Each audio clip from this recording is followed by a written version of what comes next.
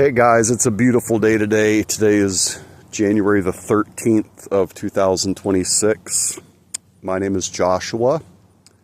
This guy right here is Cocobon Titus. He's a rescue. I promised a good friend of mine that I would take care of him before he went to heaven. And I kept my word. So that's where Cocobon Titus came from. This is Mr. Pooh. I have learned to always have a backup because Mr. Cocobon is not going to live forever. And I had Zoe. She was my best good friend. I had her for about 13 years, and she went to heaven about 3 years ago. So Cocobon Titus has been my little buddy. I've had a lot of time on my hand here lately, and trying to think about which avenue to take the YouTube channel or channels. There's so much out there. And anyhow, I'm a golf dork. Kind of. It's a very expensive pastime, career pursuit, whatever you want to call it, for me. So I've always saved a buck by finding a field. And my coach, who's been a PGA professional for over 40 years, and he is the bomb to this day. He learned in a field somewhere up in Illinois. I have always found a field. I've been traveling a lot, and I don't know. I'm a purist, guys. I'm not really a big fan of the modern game at all. It's kind of weird. Like, you cheat because you got all this technology built into your club head, and you're actually probably not that good of a ball striker. But anyhow, my content is not for the advanced player. My content is for the beginner. That's why Cocobon is totally, I don't know, kind of your coach in a way. We believe in the KISS principle, and that is keep it simple, stupid. No one is an expert in golf, and I want to give you a good example. The best players in the world have bad days. The defending Masters champion once upon a time, I think he took a 13 on one hole the following year as the defending Masters champion. So bear in mind, no one's any good. You young people out there, I would really encourage you to walk. You don't need a golf cart. It's an endurance sport, and if you're going to be really serious about improving your game, every step that you take, even though I realize, yes, the cart is more convenient, and it's for lazy people, ultimately. Unless you're, elderly or disabled, let me, be a little PC with that one. I also believe that God offers love and forgiveness. Golf, G.O.L.F, right? Thank Jesus for Jesus. And I believe that God golfs. So there's a lot of people out there who are very new to the game, and you just want to get off on the right paw, and that's, we just want to steer you in the right direction. And I'm not trying to be too overly wordy because I'm just winging it. I wasn't planning on doing this. But do you guys know how a lot of people should not be police officers potentially? Right? Like, maybe you're just in the wrong line of work. So I honestly am of the school of thought that not everybody should try to be teaching golf. Right? So obviously, we're not at the golf course today. We are simply at a field. So there's two kinds of ways to practice constructively, right? You either want to work on your swing or work on your short game, or you want to be out on the golf course. And I would encourage you, because I honestly, I've played for about 20 years, but I really consider myself a beginner. Just because it's so important to be reminded of the fundamentals. I'm just going to hit a handful of one-handed shots for you. I have been dealing with a slipped disc or something. I broke down and had to go see the chiropractor, and not fun. So I haven't been able to practice for a few days. And, I try to, golf has been a big part of my life. Anyhow, here's your pro tip. Find a field. I've saved myself $100,000 easy over the years by not spending money on range balls. Okay, that's your pro tip. Find a field, get a shag bag, and get your steps in, sports fans. Golf club. All right, so you have a club head, right, which is just like a shoe. The outside of it is called the toe, the inside of it is called the heel, and the bottom of it is called the sole. So it's just like a shoe. Just like a shoe. Before ever, let's say you've never even played before. Let's say you've never been to a golf course. Let's say you're just curious about it, Don't imitate what you see people doing.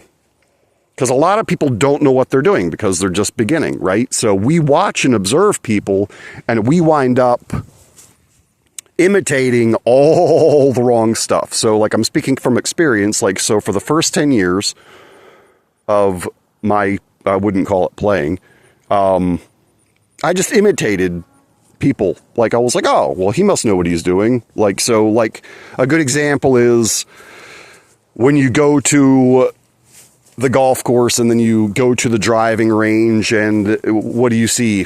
The guy's there and he just got there. He hasn't hit one shot all day long, and he's immediately reaching for the driver for whatever reason.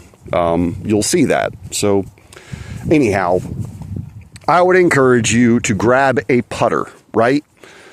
Grab a putter and start with your putting. It is by far the most fun you'll ever have. And there's a guy named Sadlowski, right? And he won the World Long Drive Championship back in the day, right? Dude hits his putter 330 yards, right? Pretty remarkable. He hasn't done well from my limited understanding. He hasn't performed well in tournaments. I'm like, dang, bro, you're a rock star. You know what I'm saying? Working on putting is important. You know what I mean? And to say that you can't putt is not true. It's just something that you really need to build your game from the putting green out, right? So do that. Get you a putter. And ease on into it. And it's super fun.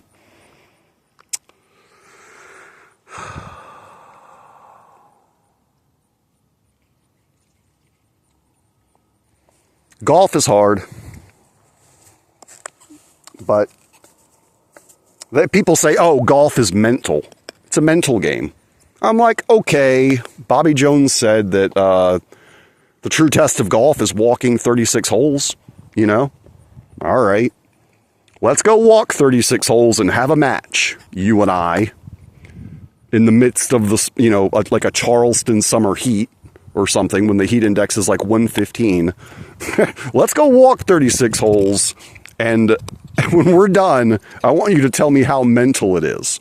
So it's a physical sport, guys, and people that, have been playing for 30, 40, 50 years, and you've never walked the course, I can't take you seriously as a golfer, athlete, none of it. And especially if you've got to drink while you're out there. That's just I don't understand why the booze and the round is so synonymous, but it's really, really, really stupid. And I just kind of laugh, I'm like, man, yeah, you're an NFL fan, right? Let's say you're an Eagles fan. You're a big old Eagles fan. And I'm like, all right, you're a hardcore, you are serious about some football now, right? But you clearly drink a keg, every game day, right? So it's like, bro, you're a huge fan. You get all like super excited about, you know, football or whatever. And it like, you wouldn't even last one down there. You know what I'm saying? So I guess that's just a little analogy,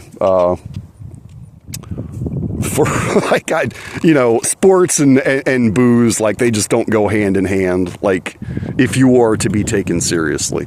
So, I you know, I'm not going to like create content, about golf, unless, you know, people are going to just take me seriously. Otherwise, go spend $90 for an hour with a golf professional. You know what I mean? But again, best advice I could possibly ever give you guys: find a field, get you a shag bag. You will thank me for it. Anyhow. So golf is a lot like tennis. It's a lot like tennis. Even Nick Faldo said he kind of lost interest in his golf game for his tennis game. So it's the same pronation and supination of the wrist. So that's why I think it's very important to work on one-handed shots. I'm right-handed, right-hand dominant. John Daly does everything with his left hand. So pretty impressive guy. He's one of my favorites. Anyhow, Mr. Pooh. Mr. Pooh is in training. Stay, baby. So I'm just going to hit one-handed shot. And I can steer you guys towards one playing lesson from Gary Player. It's called Strike the Match. Check that out. Gary Player, Strike the Match. That will carry you a long way for all things short game related. What else? Okay, Payne Stewart. There's a video out there called A Tribute to Payne Stewart as a Golf Instructor.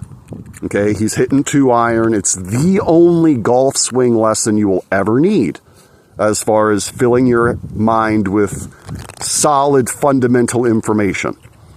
And then I saw one the other day, and fundamentally, the grip is where we have to start as far as addressing the ball. Arnold Palmer gives a great short grip tip, and I would strongly encourage you to check that one out. Again, my name is Joshua. We keep it simple, stupid, for sure, as far as God offers love and forgiveness goes.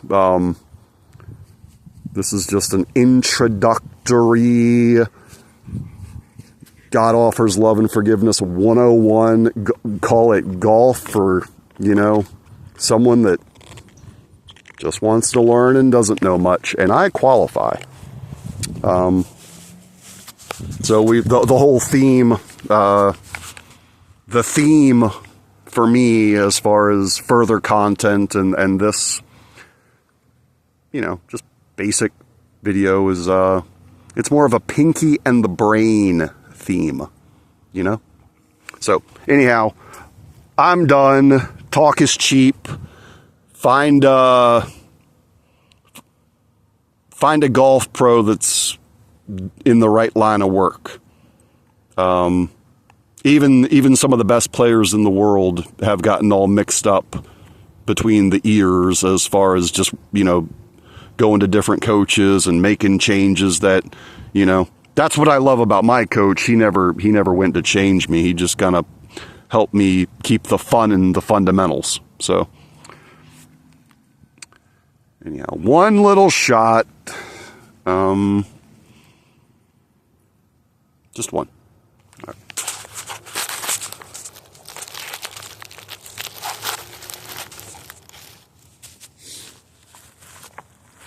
Always got to have a target.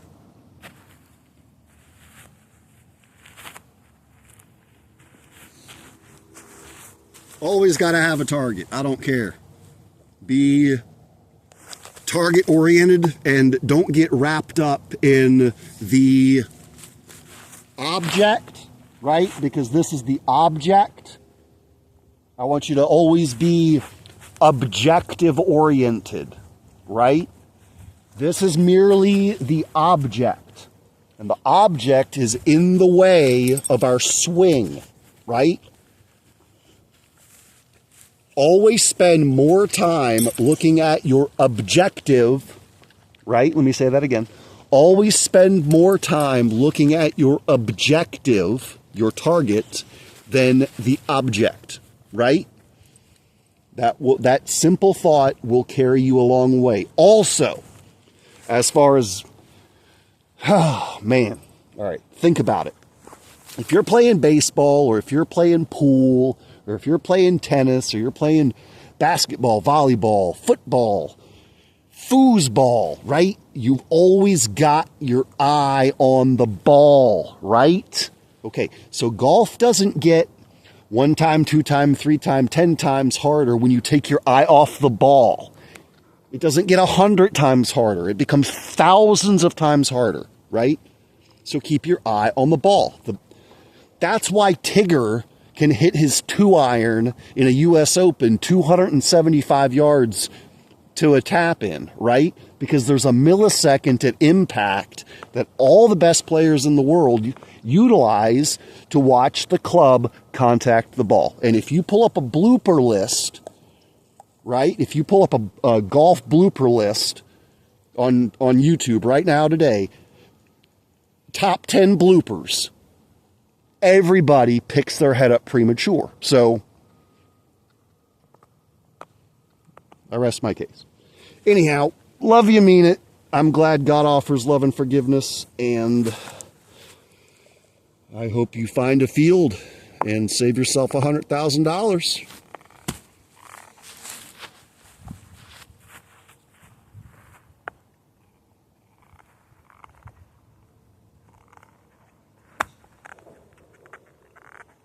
Oh, one more thing, right? So if you're a right-handed player, right? And let's say that this is a tree, right? And our ball is right beside the tree. Like, we can't get in there.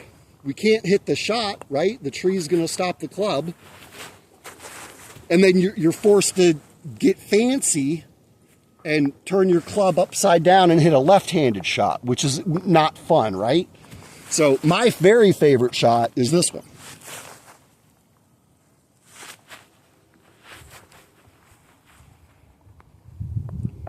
Way more fun and not left-handed.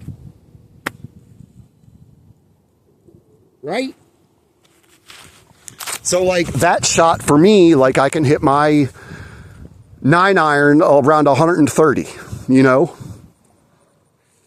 or so, with just a smooth backward swing. So super fun shot. Again, keep it simple, stupid, with more of a pinky in the brain theme as far as keeping it fun. All right, guys. God bless you.